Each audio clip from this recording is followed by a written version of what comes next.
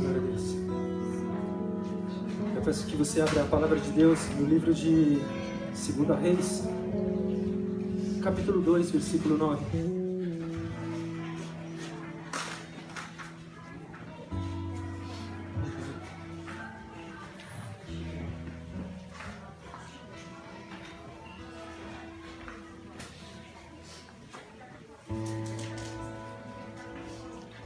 A gente vai estar acompanhando, aos poucos eu vou me acostumando com óculos e vou colocando aqui, mas eu vou pegar por aqui. E sucedeu que, havendo eles passado, Elias disse a Eliseu: pede-me o que queres que te faça, antes que seja tomado de ti. E disse Eliseu: peço-te que haja porção dobrada de teu espírito sobre mim. Num determinado momento na vida de Elias, estava acabando o ciclo dele. Aqui está falando de Eliseu, mas Eliseu e Elias, mas Elias estava terminando o ciclo dele, o tempo dele aqui na terra. Deus já tinha avisado ele que ele seria arrebatado, Deus tinha avisado que algo iria acontecer com ele, algo sobrenatural. E ele, tendo essa consciência, ele preparou algumas pessoas para estar assumindo a grande responsabilidade que de certa forma ficaria. Ele era profeta, ele de certa forma ele coordenava um grupo de profetas, ele ensinava a palavra naquele tempo. E ele tinha que deixar alguém à frente, ele tinha que deixar alguém assumindo aquilo, dando continuidade àquilo. E uma das pessoas que andava bem próximo dele, bem ao lado dele, era Eliseu. E esse momento, o que antecede esse momento de um chegar para o outro e falar: pede o que você quer, que se for de Deus vai acontecer, né? Pede-me o que queres que te faça, antes que eu vá para o céu. É um momento delicado. Imagine você lá no último momento da vida, você chega e fala para o teu filho: o que você quer? Fala o que você quer que vai, sei lá, eu vou ver se eu consigo. Chega alguém para te visitar, fala o que você quer que eu vou dar uma palavra de bênção para você. Mas a intimidade de Elias era tamanha que Elias ele não assume a responsabilidade para si, no sentido de dar o que Eliseu queria. Mas ele dá um sinal de que se tal coisa acontecesse, Eliseu seria abençoado. Porque o que Eliseu pediu não era competência de Elias dar. Não tinha condições de Elias estar dando. Entendendo princípios de Deus, entendendo princípios do que pode, o que não pode, até onde que a gente deve ir ou não, Elias sabia que o que Eliseu pediu, ele não poderia estar dando. A gente vai retroceder um pouco essa palavra para a gente entender como que foi que iniciou o chamado de Elias e como foi que iniciou o chamado de Eliseu. Volta comigo em 1 Reis capítulo 19, versículo 9. 1 Reis, um pouquinho para trás, capítulo 19, versículo 9.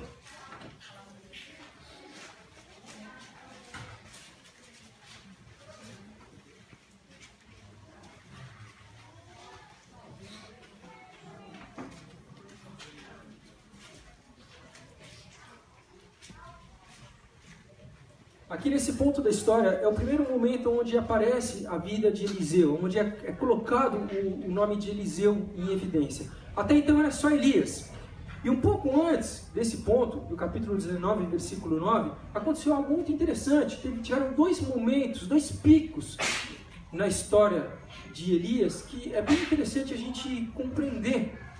Um dos picos, um dos momentos maravilhosos foi um dia onde ele, diante de Israel, diante de toda uma população, ele como profeta de Deus, ele vê vários outros profetas, vários outros homens que serviam a Deus, de repente começar a tomar rumos de ignorar a Deus, tomar rumos de apostasia. Apostasia é a negação da fé, apostasia é de falar que Deus não existe, apostasia é de colocar princípios na vida completamente distantes, destoados dos princípios de Deus. E Elias começa a ver alguns homens de Deus, pessoas que andavam com ele, de repente tomando outro rumo por dinheiro, tomando outro rumo por poder, tomando outro rumo por status, tomando outro rumo por qualquer outra questão. E ele vai ficando, de certa forma, incomodado, porque ele era profeta de Deus, ele tinha convicção do que Deus queria para a vida dele. E ele chega para o rei daquela época e fala, meu, vocês estão errados, parar de fazer isso, parar de comprar as pessoas. E aí chega num determinado tempo bem interessante, onde é colocado um desafio. E o desafio, eu não vou estar lendo aqui, mas é um desafio onde ele se culminou aos profetas de Deus de um lado e aos profetas de Baal de outro lado. E eles subiram no Monte Carmelo, e lá no Monte Carmelo houve o quê? Um momento onde os profetas de Baal puderam invocar ao Deus de Baal. E invocaram durante horas. Invocaram. Só um detalhe, faziam 3 anos e meio que não chovia em Israel. Já é seco lá. Se não chove na época que deve chover de um ano, o ano seguinte vai ser... Se não chove, já não choveu um ano, no ano seguinte ainda não choveu 3 anos. E faziam 3 anos e meio que não chovia em Israel. E os profetas, Baal era um deus da chuva. E os profetas de Baal foram lá e invocaram, e clamaram, e fizeram, e não sei o que, se cortaram, as pessoas fizeram um monte de coisa e nada aconteceu. Aí chegou um determinado momento, que eu não vou entrar em detalhe, mas Elias até fala, cadê? Cadê esse Deus? Será que esse Deus está dormindo? Grita mais alto, fala mais alto, quem sabe ele acorda. Eu não sou muito de ser irônico com as pessoas, mas Elias chegou num determinado momento que ele foi enfático. Ele tinha certeza que aquele Deus que não era Deus, que era uma enganação, ele não ia poder fazer nada perante um homem de Deus. E Elias era um homem de Deus que estava presente ali, eu tenho certeza que enquanto os profetas de Baal clamavam, Elias estava, Deus, cala a boca daquele homem, Deus, cala a boca daquele, cala a boca. E aí o que aconteceu? Aí veio a hora de Elias pegar e invocar o Deus Altíssimo, o Deus que a gente serve. E Elias, no primeiro momento que ele começa a clamar, bum, vem a manifestação de Deus. E esse foi um pico maravilhoso, foi um momento de êxtase na vida de Elias. Foi um momento que a partir dali, onde houve a manifestação de Deus, ele tomou força. Para quê? Ele tomou força para eliminar todo aquele tipo de pessoas que estavam, de certa forma, em um momento com Deus, em um momento servia a Deus, e um momento estava com o outro lado, porque o outro lado dava dinheiro. Estava com Deus, um momento, daqui a pouco ia para o outro lado, porque o outro lado dava poder. Estava com Deus, daqui a pouco estava para o outro lado, porque o outro lado dava, sei lá, comida. Porque é a coisa que Deus mais... Me perdoa, irmãos. Deus não gosta de gente que oscila. Deus não gosta. Deus não tem prazer em gente que se vende, gente que se troca por migalha. Dá ânsia em Deus, dá nojo. Por favor, nunca faça isso na tua vida. Nunca faça isso na tua vida. Se preserva na tua santidade, se preserva na tua honra, se preserva na tua dignidade, se preserva na história que você tem construído.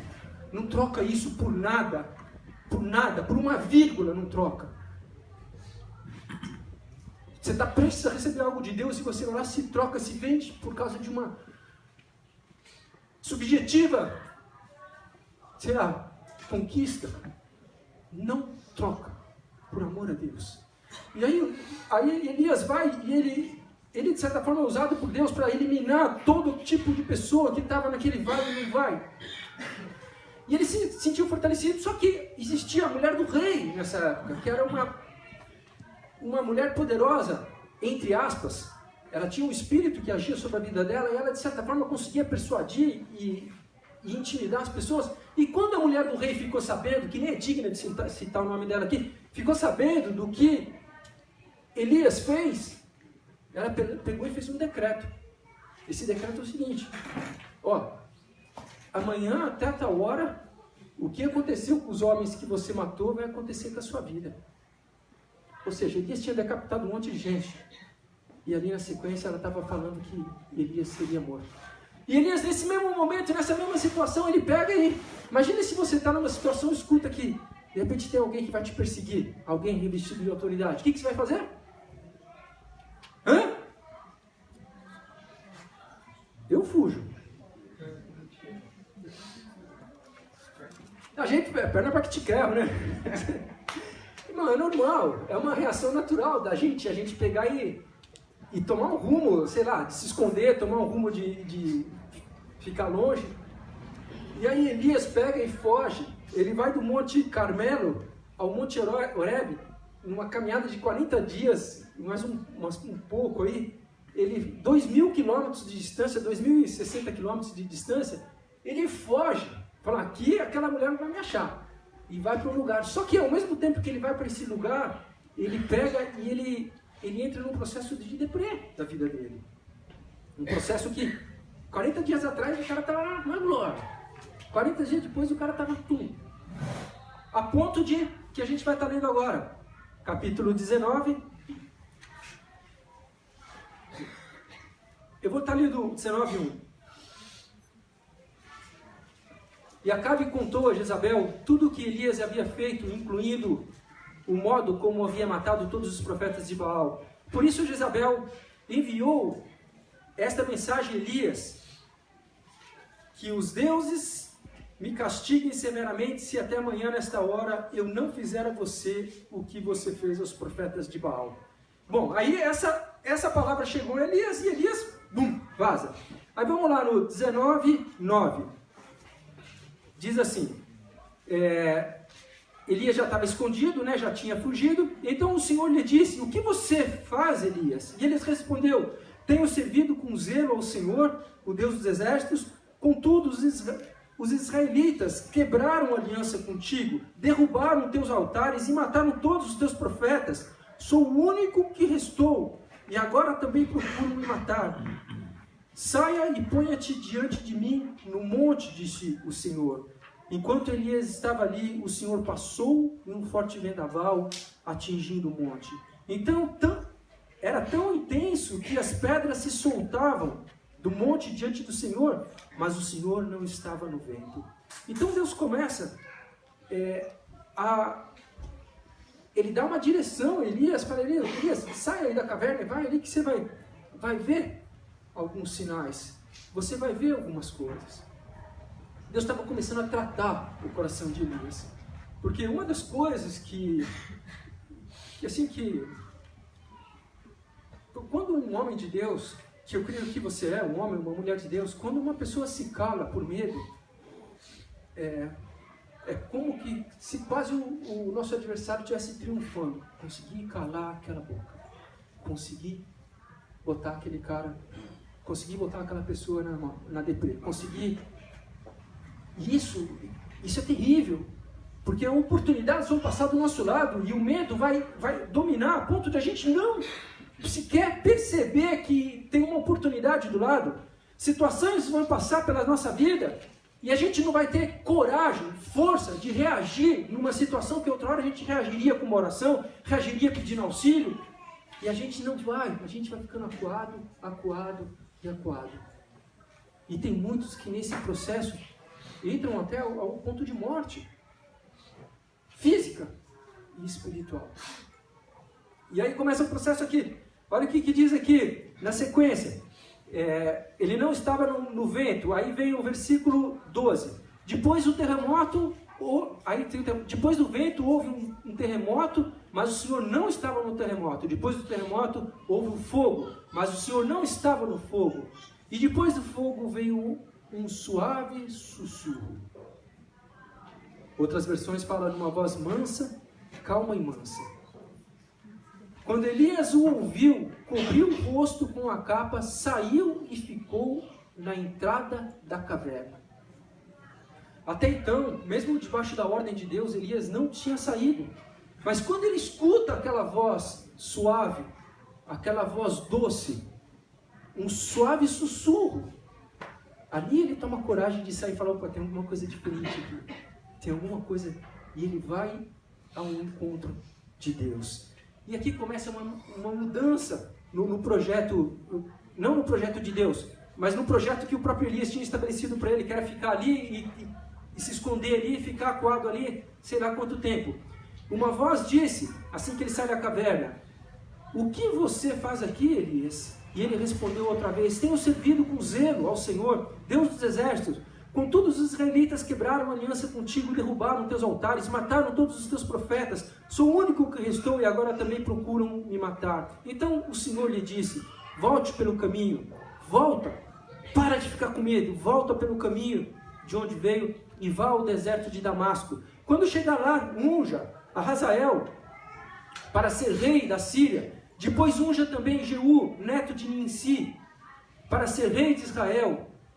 E unja Eliseu. E aqui é o primeiro momento que fala de Eliseu, filho de Safate, da cidade de Abel Meolá, para substituir você como meu profeta.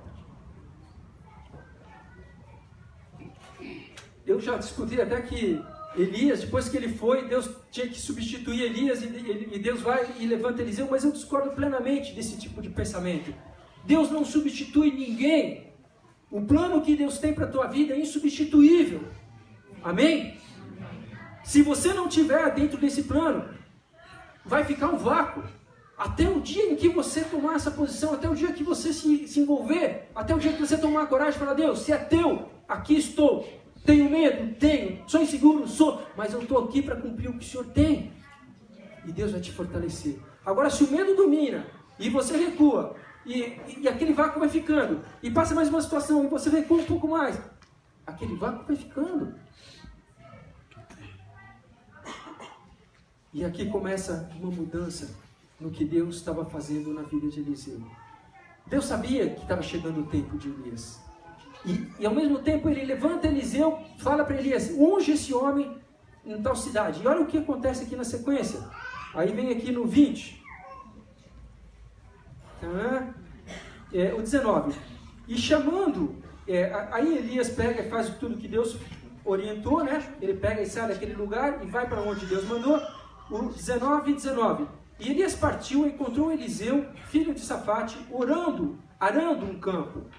Havia 12 parelhas de boi no campo. E Eliseu arava com a última parelha. Elias se aproximou de Eliseu, lançou sua capa sobre os seus ombros e continuou a caminhar. Eliseu deixou os bois ali, correu atrás de Elias e disse, primeiro, deixe-me dar um beijo de despedida em meu pai e na minha mãe, e então o seguirei. Elias respondeu, pode voltar, mas pense no que lhe fiz. Eliseu voltou para sua parelha de bois e os matou. Usou a madeira do arado para fazer fogo e assar a carne. Distribuiu a carne para o povo da cidade e todos eles comeram. Então partiu com Elias como seu ajudante.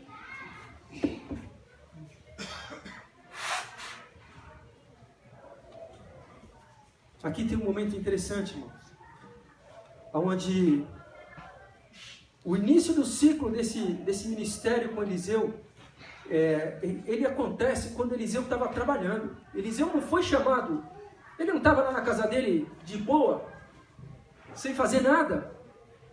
E de repente aparece Elias lá e vê ele parado e fala, vamos Eliseu, vamos que... O cara estava trabalhando, ele estava arando. Tem outro detalhe interessante.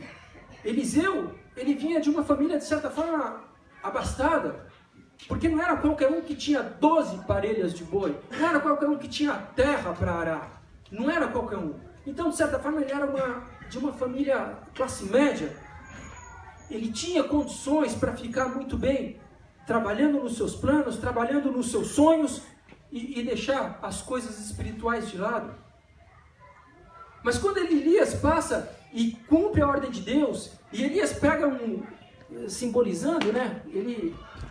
Naquela época, se você lançasse a capa sobre uma pessoa, lançou a capa, é como se você estivesse falando, vem que eu tô te dando proteção, vem que você está comigo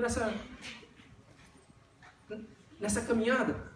Só que era delicado, porque muitas vezes sequer conhecia a pessoa, sequer tinha vínculo. Hoje você fala para a internet, conhece, levanta o histórico da pessoa, sei lá, a ficha, a capivara, né? Você levanta inteira. Será que essa pessoa vale a pena, não vale? Naquela época não era. Será que Deus está nessa? Será que Deus está... Era por fé. E Eliseu assume a responsa. E Eliseu, mais um princípio maravilhoso. Primeiro, ele estava trabalhando. E uma coisa interessante, Deus só chama para fazer algo, alguém que já está trabalhando. Deus não chama ninguém que está ocioso. Amém? O rapaz estava trabalhando. Aí, um outro princípio de honra, ele fala, Elias, dá um tempo, deixa eu falar com os meus pais. Deixa eu me despedir dos meus pais. Deixa eu falar com eles. E Elias, vai lá, fala com os teus pais. Honra teus pais. E aí, na sequência, o que ele fala aqui? Fala outra coisa, ele pega as madeiras do negócio de arar o boi. Ele podia muito bem, quer ver? Vou ter um caixinha, né? Vou vender meus bois, vender os negócios de arar e eu vou viajar, mas vou viajar seguro. É ou não é? Sim ou não? Sim. E ele pega, o que ele faz? Ele pega as madeiras, ele faz uma lenha, os bois ele põe para assar e ele faz uma despedida com o povo da cidade. Ele faz um... Ó, pessoal, eu estou indo para um lugar onde eu não sei onde que é, mas eu quero aqui me despedir de cada um de vocês. Eu quero aqui, ó. E aí honrou os pais, estava trabalhando, tinha esse princípio, honrou os pais, segundo princípio, honrou as amizades, os vínculos que tinha esse princípio. E a partir daí, no versículo 21, diz assim, 19 e 21. Eliseu voltou para a parelha dos bois, matou, usou as madeiras do arado para fazer um fogo e assar a carne, distribuiu a carne para o povo da cidade, e todos eles comeram. Então partiu Elias como seu ajudante. E aí ele parte para algo novo na vida dele. Um ciclo novo começa na vida de Elias e também na vida de Eliseu. Mas aqui tem algo que é interessante, que é para a gente guardar. Elias, ele abre mão da subjetiva estabilidade que aquele ambiente dava para ele, abre mão dos seus sonhos, abre mão dos seus amigos, abre mão dos vínculos familiares, abre mão de tudo por um chamado cheio de desafios, cheio de experiências e cheio de incertezas, mas um chamado que ele sabia que Deus estava no meio. Isso era o suficiente. A obediência é um chamado, irmãos. Às vezes, eu tenho uma certa... quando Deus fala, eu demoro um pouco para... Vai, não vai, tenho os meus medos, compartilho com a minha esposa. Às vezes estou com um grupo lá o pessoal da igreja, fala dos meus medos. Eu tenho uma... É de mim, eu estou colocando isso. Eu demoro um pouco para pegar no tranco, né? Como dizem, né? Mas eu quero falar que basta uma capa passar e encostar em você, irmão. E se você tiver a convicção de que Deus está nesse negócio, vai.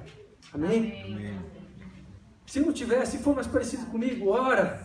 Vai colocando diante de Deus e Ele vai confirmar. Amém? Amém. E aí vamos um pouco adiante. Aí começa esse chamado maravilhoso, né? Agora Elias está prestes. E aqui foi o chamado dele, de Eliseu. Eles andaram um bom tempo junto e agora chega o tempo onde o pai espiritual, né, vamos dizer assim, de Eliseu, Elias, vai partir, vai sumir. O homem que chamou ele, o homem que falou, vem comigo porque a gente vai fazer proezas, vem comigo que a gente vai fazer um monte de coisa. Esse homem vai sumir da vida dele. E estava sendo revelado a Deus, por Deus a essas pessoas. Tal dia, Elias vai sumir. Tal dia, Elias vai para a glória. Tal dia, Elias vai ser arrebatado. Trazendo, né, para o nosso cotidiano, nosso tempo contemporâneo. Tal dia, o povo vai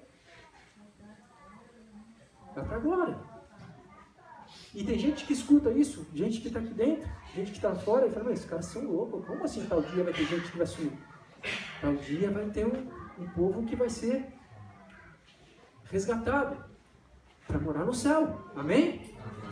E eu espero encontrar cada um de vocês lá. Amém? Bom, isso estava sendo declarado. E aí, vai comigo para frente. 2 Reis, capítulo 2, versículo 1. 2 Reis, capítulo 2, versículo 1.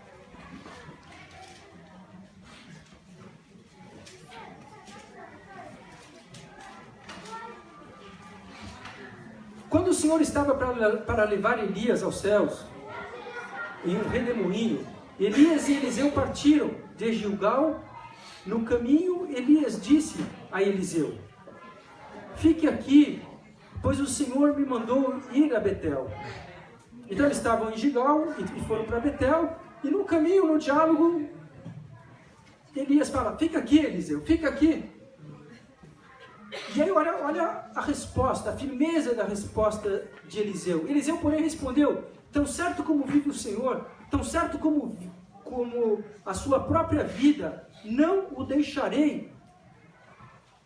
E foram juntos a Betel. Versículo 3. O grupo de profetas de Betel foi ao encontro de Eliseu e lhe perguntou: Eliseu, você sabe que o Senhor levará seu mestre hoje? Sim, eu sei, respondeu Eliseu, mas não falem sobre isso. É uma crise que estava dentro do coração de Eliseu. Eliseu conhecia Elias, Eliseu sabia que Elias ia embora. Eliseu não queria largar um momento algum de estar do lado daquela pessoa que ele tanto amava, de que ele tanto honrava, de que ele tanto estimava. E aí o que ele faz? Ele, nesse momento que os amigos, os outros profetas, que eram amigos deles, pega e fala: você sabe que seu mestre vai partir hoje? Eu sei, mas não precisa lembrar. Eu sei o que vai acontecer, não precisa lembrar. Bom, vamos lá. Versículo 4. Então Elias disse a Eliseu: fique aqui, pois o Senhor me mandou ir a Jericó. Primeiro era de Gilgal a Betel, agora de Betel a Jericó. E o Senhor mandou ir a Jericó. Mas Eliseu respondeu novamente: tão certo como vive o Senhor, tão certo como a sua própria vida, não o deixarei. E foram juntos a Jericó. O grupo de profetas que estava em Jericó foi ao encontro de Eliseu e lhe perguntou: você sabe que o Senhor levará o seu mestre hoje? Sim, eu sei, respondeu Eliseu, mas não falem sobre isso. Tem 3 sequências de versículos que falam a mesma coisa. A primeira foi na cidade de Gilgal, né? A segunda foi em Betel e depois em Jericó. E o que acontece? Nas 3, que é a fala de Eliseu, estimulando Elias a ficar, que ele fala: não vou largar do seu pé, que é a fala dos profetas, falando: você sabe que hoje Elias vai ser arrebatado? Nas 3, ou seja, nas 6 perguntas, nas 3 com os profetas ele tenta se distanciar, ele tenta falar sobre o assunto. Nas 3 que Elias fala, ele fala: eu vou estar do seu lado, eu não vou te largar. Aqui tem algo que é bom para a gente entender. Eu sei que assuntos polêmicos, assuntos que geram tristeza, assuntos que arremetem à dor, quem gosta de arrazoar sobre essas coisas? Alguém gosta aqui? Pode falar, vamos falar. Vamos falar não, pode falar de quem quer, política, pode falar. Ninguém gosta, é ou não é? Tem gente que se sente mal, tem gente que já começa a blasfemar, tem gente que já começa a trazer lembranças delicadas. Mas eu quero te falar uma coisa que é interessante, irmãos. Eu não quero que você estimule essas coisas na tua vida. Relembrar coisas que marcaram, relembrar coisas que de repente vão ficar distantes. Mas eu quero te falar, essas coisas precisam ser colocadas um ponto final. Se não forem colocadas um ponto final, se não existir uma conversa franca com o marido, com a esposa, com um amigo, com um pastor, com quem quer que seja, isso vai ficar vivo dentro de você. Isso vai fazer mal para você. Um segundo ponto que tem aqui, que é para a gente aprender. Eliseu sabia que o máximo que ele pudesse sugar de Elias estava nos finalmente. E que se ele deixasse ali, em um piscar de olhos, pode ser que ele nunca mais visse aquele homem, ou visse algo sendo realizado por Deus através da vida daquele homem. E ele não quis desgrudar da vida dele Em nenhum momento, até por ordem de Elias, ele não quis desgrudar. Tem pessoas que vão estar em nossas vidas, irmãos, que vão poder ensinar muitas coisas pra gente. Vão ter pessoas que vão estar por períodos de tempo, por verões, por semanas, por horas, por minutos. E você vai ter aprendizados que vão ser eternos dessas pessoas no teu coração. Fica atento, observa mais, escuta mais. Isso tudo vai trazer para você experiências para serem aplicadas num determinado tempo. Amém? Às vezes a gente perde preciosos momentos porque a gente quer falar. E ouça mais. Amém? Vamos um pouco adiante. Agora vem aqui para frente. Agora o versículo 7. Aqui tem algo interessante, que é depois que eles foram nessas três cidades, acontece algo interessante, que Eliseu falou que não ia deixar, que ia estar seguindo ele, e no versículo 7 diz assim: 50 homens do grupo de profetas também foram e observaram de longe, quando Elias e Eliseu passaram juntos ao rio Jordão. Aqui tem um outro aspecto interessante. Existiam 52 profetas. Um era Eliseu, o outro era Elias. Elias era o chefe deles. Eliseu estava aprendendo e grudado. E 50 estavam de longe observando.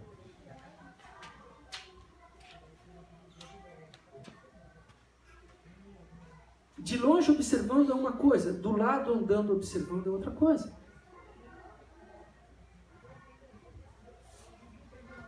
Esses 50 que estavam de longe, eles não puderam, se tivesse alguma dúvida, perguntar, não tiveram oportunidade para conversar mais prontamente, aprender mais prontamente.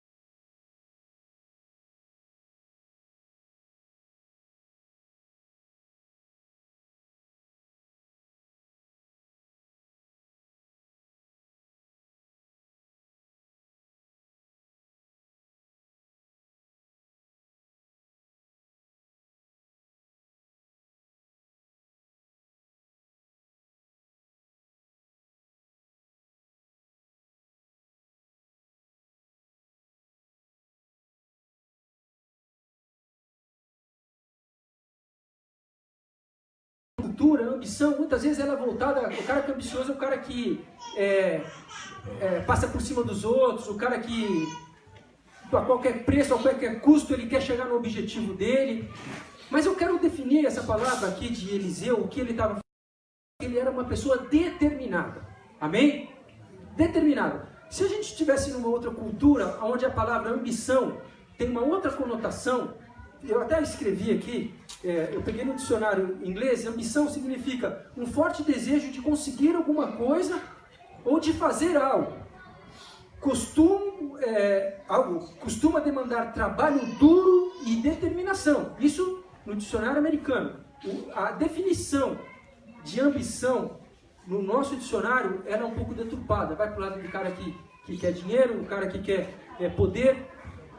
E eu quero falar que Eliseu era uma pessoa determinada. Ele sabia o que Deus tinha para ele e ele queria aquilo. Por isso de ele estar 3 vezes dizendo a Elias, Elias, eu vou ficar do seu lado, cara. E Elias percebendo esse destoar dele, percebendo esse desejo dele de querer fazer algo mais para o reino, além do que os outros faziam, querendo fazer mais, porque os outros de certa forma estavam de longe, observando. Elias pega e fala, o que você quer que eu faça? O que você quer que eu te faça? Eu quero...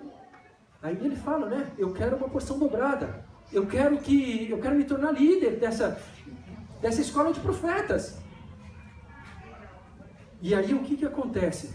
Elias, sabendo que ele não poderia direcionar isso, porque quem é que comissiona uma pessoa? Sou eu que comissiono nessa igreja? Não! Se eu escolher alguém aqui, eu vou errar. É o Leandro? Não. É o conselho? Não. É Deus. É debaixo de oração. Quando a gente vai levantar uma liderança, é debaixo de oração que a gente vai levantar. É debaixo de oração. Então quem comissiona, quem determina, quem estabelece é Deus. E Elias, nessa concepção, olha o que ele fala. Versículo 9. Quando chega, versículo quer dizer, agora vai para o 10. Elias respondeu, o que você pediu é uma tarefa difícil, mas se me vir quando eu for separado de você, receberá o que pediu. Caso contrário, não será atendido. Não sou eu que dou a unção dobrada. Não sou eu que falo que você vai ser líder. Não sou eu que falo que você vai coordenar esse grupo. É Deus. E se você vê, você vai receber. Se você não vê, você não vai receber. Amém? Como que você ficaria diante de uma situação dessa? Hã? Deus, abre meus olhos. Por favor. A ansiedade consumindo. Eu quero tanto. Você é uma pessoa determinada, focada. E Deus, não. Como que eu... E agora, Deus? Ele ficou na boa. Porque o que é de Deus, o que Deus tem para mim e para você, irmãos. Se eu tiver com a sinceridade no coração, com a pureza no coração, aquilo vai vir no Kairos. No tempo perfeito sobre a minha vida e sobre a tua vida. Amém. O Kairos significa, eu até botei aqui, né, a palavra Kairos, eu usei. Kairos, momento oportuno, momento certo, tempo perfeito de Deus. Uma pessoa determinada que estuda, uma pessoa determinada que foca, uma pessoa determinada que lê a palavra, uma pessoa determinada que ora. O Kairos vai ser rápido. O Kairos vai acontecer. Quanto antes você espera. Uma pessoa que não tem determinação, uma pessoa que não ora, não lê, não se relaciona com Deus. Na igreja cultua a Deus. Fora da igreja, no trabalho, desonra a Deus. Na igreja, louva a Deus. Lá fora, fala palavrão. Glorifica a Deus. Lá fora, quase atropela os outros. Poxa. Abre comigo um versículo.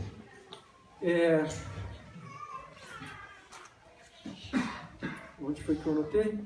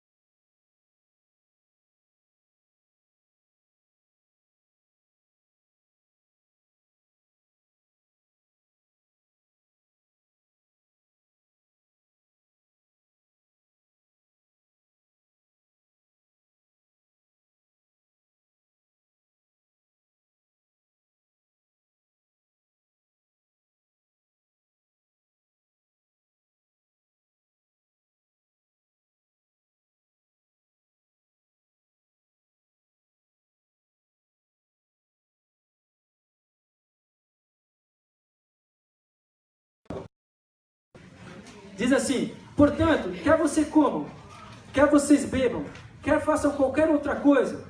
Escuta isso, qualquer outra coisa. Dirija, trabalhe, cozinhe, lave louça, lave roupa, serviço de casa, jardim, cuida de filho, exorta filho. Qualquer outra coisa façam para a glória de Deus.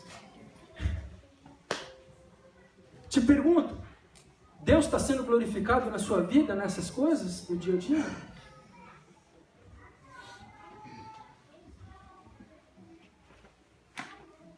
Eliseu, ele estava glorificando a Deus com a vida dele. Eliseu pedindo que queria estar fazendo aquela parte daquela liderança, queria estar conduzindo aquilo. Ele estava dando testemunho, porque desde o dia em que ele deixou os pais, desde o dia que ele deixou os amigos, desde o dia que ele deixou o trabalho, ele estava glorificando a Deus com as suas atitudes. E aquilo era o momento que Deus estava dando para ele, o kairós, de quê? De que o líder dele estava indo embora e de que ele estaria assumindo uma nova e grande responsabilidade. Aqui eu queria entrar num ponto, irmãos, voltando para 2 Reis, capítulo 2. Volta comigo, por favor.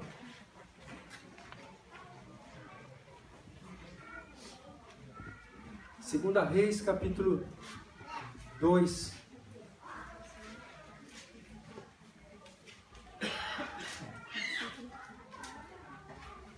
Diz assim, versículo 11, 2:11. De repente, enquanto caminhavam e conversavam, porque aquele assunto não tomou uma ansiedade no coração de Eliseu. Eliseu e Elias continuaram conversando. Então, caminhando e conversando, surgiu uma carruagem de fogo, puxada por cavalos de fogo, passou entre os dois e os separou. E Elias foi levado para o céu num redemoinho. Eliseu viu isso e gritou: meu pai, você era como os carros de guerra de Israel e seus cavaleiros. E quando ele sumiu de vista, Eliseu rasgou as suas roupas ao meio. Em seguida pegou o manto de Elias que tinha caído. E aí ele continua a história, que ele faz o primeiro milagre dele, a primeira manifestação, onde ele pega o manto que ele tinha observado horas antes. Elias ter colocado o manto no rio, o rio separou, e agora o manto está na mão dele, e ele tinha recebido a ordem que se ele visse, ele ia receber poder, ele ia receber essa autoridade, e ele pega aquele manto e ele fala: meu Deus, deixa eu ir, ele encosta no rio, e quando ele encosta no rio separa, e dali ele começa a ser usado por Deus de uma forma maravilhosa. Irmãos, eu queria falar uma coisa para você. Muitas coisas a gente vai ver nessa caminhada, muitas coisas Deus vai dar sinais semelhantes a esse. Mas muitas vezes, o kairós de Deus vem sem sinais. Deus espera de mim e de você pessoas que tenham iniciativas.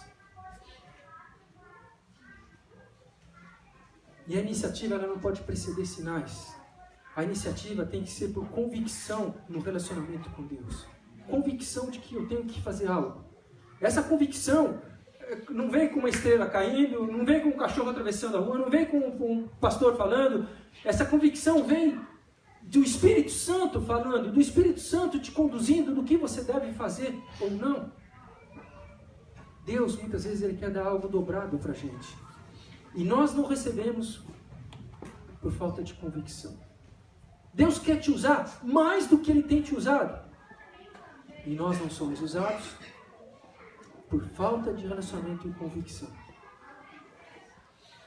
Abre comigo a Bíblia em Isaías, Jó 42:10.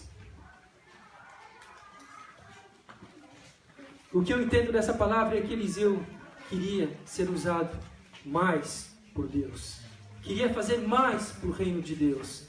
Não tinha egoísmo, não tinha vaidade, mas sim a vontade de ser mais útil no reino de Deus. E eu queria que essa palavra estimulasse você a isso, a querer fazer mais. Irmãos, que essa igreja não seja conhecida, mas que o reino de Deus seja conhecido pelo que você faz. Amém? Porque é Cristo que precisa ser conhecido. Igreja alguma, placa alguma deve estar acima de Cristo, mas é Cristo que precisa ser conhecido através dos seus atos, através de tudo que você faz Cristo precisa ser glorificado. Jó 42, versículo 10, você abriu, diz assim: depois que Jó acabou de orar pelos seus 3 amigos, e aqui, se você não conhece essa história é interessante, porque houve um conflito muito grande, um tempo, onde o que os amigos de Jó falavam, não compreendia, Jó não compreendia, e Jó, de certa forma, foi ficando distanciado dessas pessoas, foi ficando, algumas falas desses 3 amigos tinham sentido, e outras falas não tinham sentido. Mas aquilo foi trazendo distanciamento, amargura no coração de Jó. E Jó, de repente, em um determinado momento, ele falou: quer saber, eu vou virar essa página, eu vou orar por essas pessoas. Eu vou orar. E aí acontece aqui, depois que Jó acabou de orar pelos seus 3 amigos, o Senhor lhe fez com que ele ficasse rico de novo, e lhe deu em dobro tudo o que ele tinha dito antes. Tinha tido antes. Tem gente que está aqui, irmãos, que já teve envolvimentos maiores com igreja, com ministérios. Pessoas que já se envolveram com coisas, sei lá, se entristeceram. E eu quero te dar uma dica. Começa a orar pelo que te entristeceu. Começa a orar pelo que te fez recuar. Começa a orar e você vai ver que Deus vai te restituir em dobro uma vontade de fazer mais pelo reino dele. Uma vontade de se envolver mais. Começa a orar. Para de questionar, para de falar por quê, começa a orar. O dobro já vem sobre a tua vida.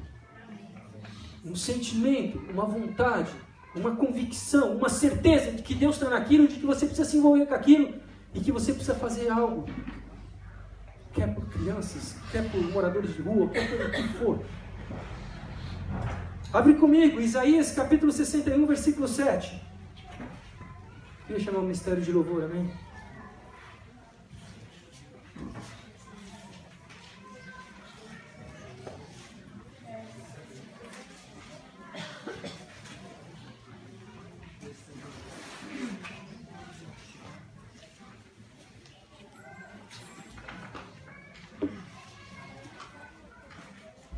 Diz assim: em lugar da vergonha que sofreu, o meu povo receberá porção dupla. E ao invés da humilhação, ele se regozijará em sua herança, pois herdará a porção dupla. Receberá a porção dupla. Herdará a porção dupla em sua terra e terá alegria eterna. Pastor, eu não quero porção dupla. Eu não quero dupla honra. Eu quero uma honra, para mim já basta. Se Deus quer te dar dupla honra, se Deus quer te abençoar 2 vezes, poxa, quer ser vivificado. Deus não veio.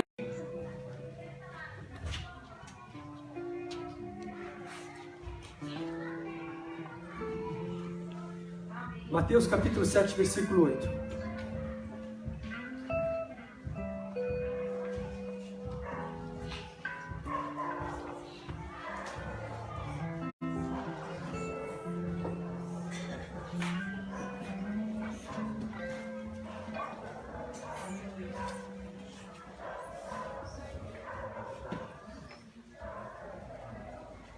Diz assim a palavra de Deus: porque aquele que pede recebe, e o que busca encontra, e o que bate abrir-se-lhe-á. Que pede, o que busca, o que bate receberá. Sabe, irmãos, às vezes você precisa comunicar a Deus o que você quer receber dele. Deus, eu preciso de mais coragem, Deus. Deus, eu preciso de mais ousadia, Deus. Deus, eu preciso de mais intrepidez, Deus. Deus, eu preciso tomar iniciativas, Deus. Aí você fala: Deus, eu preciso de autoridade. Aqui eu quero te falar: você já tem autoridade, que já foi estabelecida por Deus.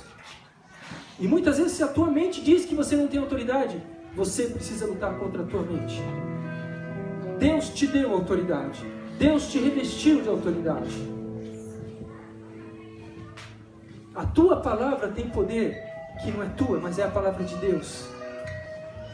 Eu preciso de fé. Você precisa de fé. Leia mais, ore mais, medite mais. Deus, eu preciso de um dom. A palavra de Deus fala que aquele que quer, peça a Deus. Ele dá para um fim proveitoso. O dom que você pedir, o dom que Ele tem, perfeito para você, para que seja útil naquele plano que Ele tem para você, naquilo que Ele deseja usar você. Irmãos, se o teu dom está no bolso,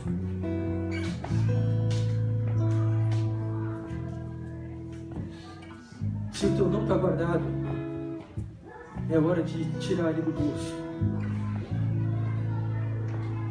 É hora de você pegar. O dom é para ser manifesto no corpo, na igreja, no meio. O dom não é para mim, não é egocêntrico, não é centralizado na minha pessoa. Se um dia o Vaguinho, se um dia o Gelé, se um dia o João, se um dia o Gustavo, se um dia quem for vier aqui tocar para ser visto, Deus tira, Deus não permite. Se um dia alguém... O que a tua mão esquerda fizer, que a direita não saiba, mas tira esse dom do bolso, tira esse dom e use esse dom para que vidas sejam curadas, para que vidas sejam alcançadas. Faça isso. Você vai se sentir vivo no plano de Deus. Você é Deus. Eu não posso dar o que você precisa nessa noite, mas eu posso orar por você. Assim como Elias não pôde dar a Eliseu o que ele queria. E eu também não vou falar se você fizer tal coisa, se você sentiu tal coisa, mas eu posso orar por você. E uma simples oração pode mover a tua vida. Uma simples oração pode ativar a tua vida. Uma simples oração pode cravar essa palavra no teu coração e fazer com que você seja um crente mais determinado, um cristão mais firme, um cristão que sabe o que quer, que sabe onde quer chegar com Cristo. Você quer isso para a tua vida? Amém. Comigo o último versículo, Eclesiastes capítulo 3, versículo 11.